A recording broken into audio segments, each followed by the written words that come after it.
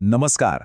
कधी विचार केलाय अशा किल्ल्याचा जो फक्त किल्ला नाहीये तर ढगांमध्ये लपलेला एक तुरुंग आहे? हो, आज आपण अशाच एका प्रवासाला निघालो आहोत, घनगडच्या प्रवासाला. आणि इथे ना नुसता इतिहास आणि साहस नाहीये, तर एक असं सत्य आहे जे आपल्याला विचार करायला लावेल. ऐकूनच अंगावर काटा येतो नाही का? खोल दर्या, कातळात खोदलेल्या टाक्या आणि मंत्रमुग्ध करणाऱ्या वाटा.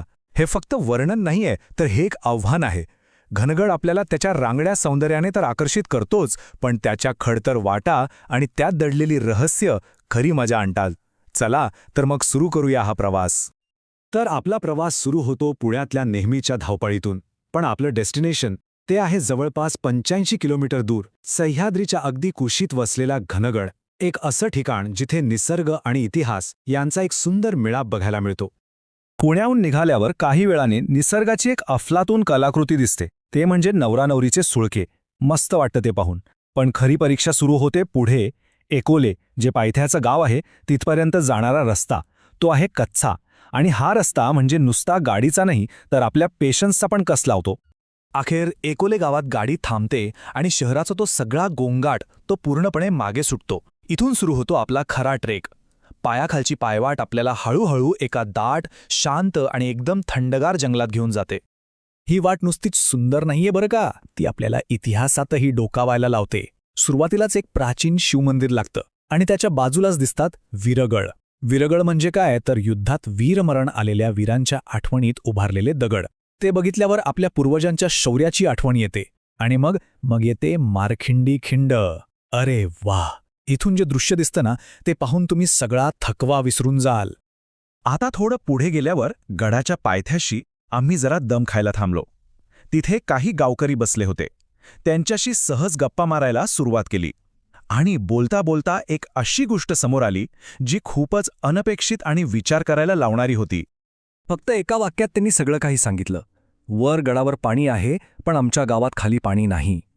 विचार करा, इतिहासाने ज्या गडाला पाण्याने भरभरून दिलं, त्याच गडाच्या पायथ्याशी आज लोकांना पाण्यासाठी वणवण करावी लागतीये. किती मोठा विरोधाभास आहे हा! आणि गडावरच्या याच पाण्याच्या विपुलतेमुळे आपल्याला एक महत्त्वाचा धागा सापडतो. तो म्हणजे या गडाचा मूळ उद्देश काय होता. घनगड हा फक्त लढाईसाठीचा किल्ला नव्हता. नाही, त्याचं खरं रहस्य ते त्याच्या रचनेतच दडलंय. तर मुद्दा असा आहे की घनगड हा मुख्यत्वे एक तुरुंग होता. पेशवे काळातला एक हाय सिक्युरिटी प्रिझन.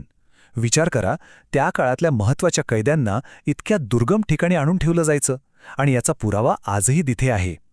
तिथल्या पाण्याच्या टाक्यांना बाहेरून लोखंडी सळ्या लावण्यासाठी केलेल्या खास जागा आहेत, त्या आजही दिसतात. आता बघा, पूर्वी गडावर जायला कातळात कोरलेल्या मस्त पायऱ्या होत्या. तो होता मूळ खरा मार्ग. पण आजची परिस्थिती पूर्णपणे वेगळी आहे. आज आपल्याला लोखंडी शिडी, दोरखंड यांच्या मदतीने एक अवघड कडा पार करावा लागतो. म्हणजे अक्षरशः एक छोटंसं क्लाइम्बिंगच करावं लागतं. मग प्रश्न येतो की असं का झालं? तर त्याचं कारण आहे इंग्रज. त्यांनी तो मूळ कातळात खोदलेला मार्ग सुरुंग लावून उडवून दिला. आणि म्हणूनच आजची ही चढाई इतकी आव्हानात्मक बनली आहे. पण ती सगळी मेहनत, ते आव्हान पार केल्यावर जे समाधान मिळतं ते वेगळंच असतं.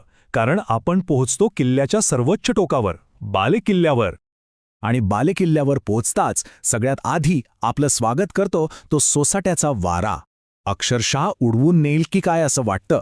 समोर दिसतात जुन्या वाड्यांचे अवशेष, चौथरे, आणि सगळ्यात खास म्हणजे समोर दिसणारा तो भव्य तैलबैला किल्ला. हे सगळं पाहून वाटतं की बास, सगळा थकवा निघून गेला. इथे कधी काळी लोक राहत असतील हा विचारच आपल्याला त्या काळात घेऊन जातो. पण या शिखरावर आमची भेट एका अशा व्यक्तीशी झाली ज्याची गोष्ट ऐकून आम्ही सगळेच अवाक झालो. एक खूपच प्रेरणादायी भेट होती ती. हा आकडा दिसतोय 50. काय असेल बरं हे? हा आहे नीरव. वय फक्त 8 वर्ष. आणि घनगड हा त्याचा 50वा किल्ला होता. हो, 50वा. एवढ्या लहान वयात त्याचा तो उत्साह, ती जिद्द पाहून आम्ही सगळे अक्षरशः चकित झालो. त्या नीरवचा उत्साह बघून एक गोष्ट अगदी मनाला भिडली. हे किल्ले म्हणजे नुसते पिकनिक स्पॉट नाहीत, ते आपल्या गौरवशाली इतिहासाचे, आपल्या स्वराज्याचे जिवंत साक्षीदार आहेत.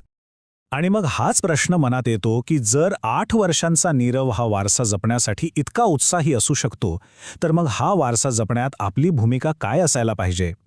विचार करायला लावणारा प्रश्न आहे, नाही का?